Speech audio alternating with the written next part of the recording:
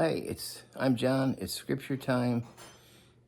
I got Logan here on my lap, and we are reading from the King James Bible.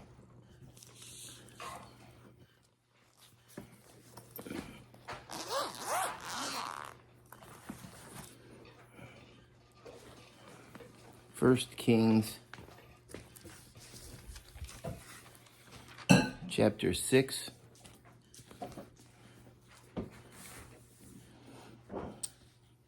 And it came to pass in the 480th year after the children of Israel were come out of the land of Egypt, in the 4th year of Solomon's reign over Israel, in the month of Ziph, which is the 2nd month, that he began to build the house of the Lord. And the house which the king Solomon built for the Lord, the length thereof was 60 cubits, and the breadth thereof was 20 cubits, and the height thereof 30 cubits. And the porch before the temple of the house, 20 cubits was the length thereof, according to the breadth of the house, and 10 cubits was the breadth thereof before the house.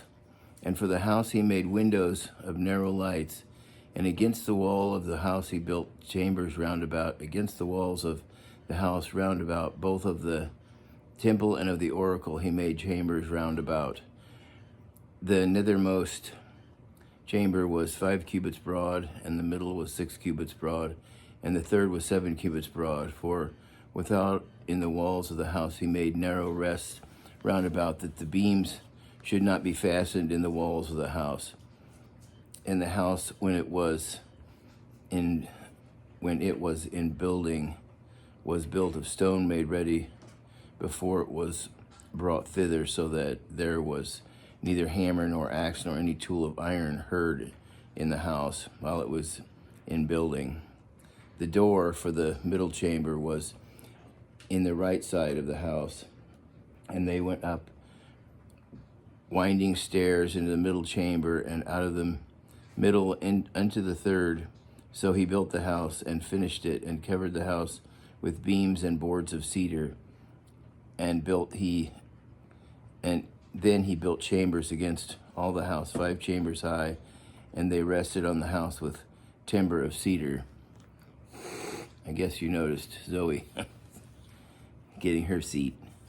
And the word of the Lord came to Solomon, saying, concerning this house which thou art building, if thou wilt walk in my statutes and exercise my judgments, keep all my commandments to walk in them, then I will perform my word with thee, which I spoke unto David thy father, and I will dwell among the children of Israel, and will not forsake my people Israel. So Solomon built the house and finished it, and he built the walls of the house within with boards of cedar, both the floor of the house and the walls of the ceiling, and he covered them on the inside with wood, and covered the floor of the house with planks of fir.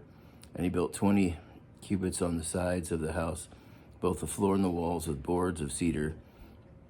He even built them for it within, even for the oracle, even for the most holy place. And the house, that is the temple before it, was 40 cubits long, and the cedar of the house within was carved with knops and open flowers. All was cedar. There was no stone seen. And the oracle, what he prepared in the house within, to set there the ark of the covenant of the Lord. And the oracle in the foremost was 20 cubits in length, and 20 cubits in breadth, and 20 cubits in height thereof. And he overlaid it with pure gold, and so covered the altar, which was of cedar. So Solomon overlaid the house within with pure gold. And he made a partition by the chains of gold before the oracle, and he overlaid it with gold. And the whole house he overlaid with gold, until he had finished all the house. Also the whole altar that was by the oracle he overlaid with gold. And within the oracle he made 2 cherubims of olive tree, each 10 cubits high, and 5 cubits was the one wing of the cherub, and 5 cubits the other wing of the cherub. From the uttermost part of one wing unto the uttermost part of the other were 10 cubits. And the other cherub was 10 cubits. Both of the cherubims were of one measure and one size. The height of the one cherub was 10 cubits, and so was it of the other cherub. And he set the cherubims within the inner house, and they stretched forth the wings of the cherubims so that the wing of the one touched the one wall, and the wing of the other cherubim touched the other wall, and their wings touched one another in the midst of the house. And he overlaid the cherubims with gold, and he carved all the walls of the house around about with carved figures of cherubims and palm trees and open flowers within and without, and the floor of the house he overlaid with gold within and without. And for the entering of the oracle he made doors of olive tree, and lintel and side posts were a fifth part of the wall.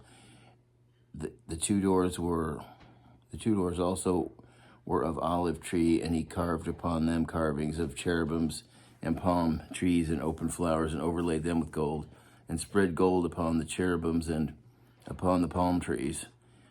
So also made he for the door of the temple posts of olive tree a fourth part of the wall, and the two doors were of fir tree, and the two leaves of the one door were folding, and the two leaves of the outer door were folding, and he carved thereupon cherubims and palm trees and open flowers, and covered them with pure gold fitted upon the carved work. And he built the inner courts with 3 rows of hewed stone and a row of cedar beams.